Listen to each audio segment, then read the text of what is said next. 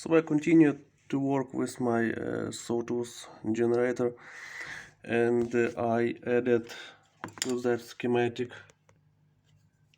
discharge transistor, but I have not assembled a full feedback circuit. So I have not amplitude stabilization for now. I just generate pulses from my evil board on MCU. It generates pulses just for capacitor discharge. It's like imitation of real work, but we can see real waveform of that circuit.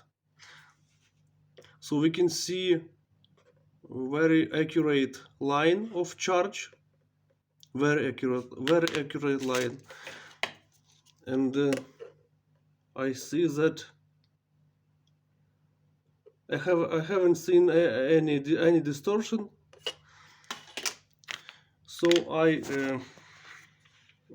I'm going to use that schematic for now, and now I will try to assemble amplitude stabilization for signal, because when I increase frequency, my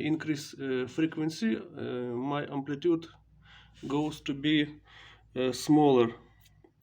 That's not good, because weight of signal on the screen will be different.